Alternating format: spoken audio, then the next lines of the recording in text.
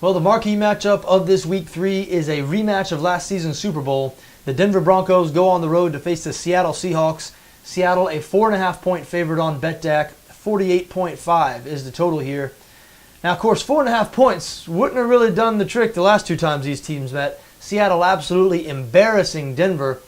A lot of people think Peyton Manning and the Broncos going to come back strong this time and make a game of it, especially since the Seahawks have shown some vulnerability this season.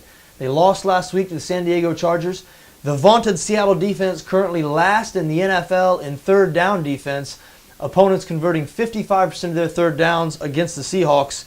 Look, last season there was never a point where the Seahawks defense was last in any sort of stat. Now, I know we're only 2 weeks in here, and I know the Seahawks have faced two good offenses in Green Bay and San Diego, but I got news. They're facing a pretty good offense this Sunday as well. Denver setting just about every offensive record in the book last season. They're off to a good start again on that side of the ball this year. And Wes Welker back in the lineup now after getting his drug-related suspension reduced. That being said, I wouldn't be too concerned about this Seattle defense. I watched that entire game last week when they lost to the Chargers. I was backing the Chargers, so I was rooting against the Seahawks and very happy with the outcome.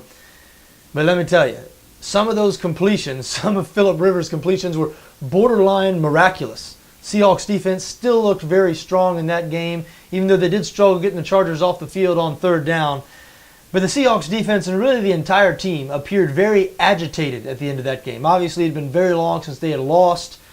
And I remember watching the end of that game, really having the conscious thought of, okay, we need to look at Seattle next week. This team is returning home, agitated after a defeat. This defense really feels like they have something to prove now for the first time in a while.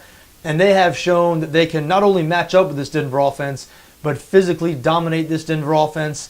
And the Broncos, have not been playing very well on the defensive side of the ball yet this season. And I believe the Seattle offense is better right now than they were at any point of last season because of the emergence of Percy Harvin, who has been as advertised for this Seahawks team so far this year. Harvin, one of the most dynamic offensive players in the entire NFL. Seattle trying to find every conceivable way to get the ball to him, understandably. Listen, I like the Seahawks in this spot. Think they're going to beat Denver. Think they're going to cover. Don't think this game's going to be as lopsided as the Super Bowl was, but wouldn't be surprised if Seattle finished with a double-digit win here, like the Seahawks, minus 4.5.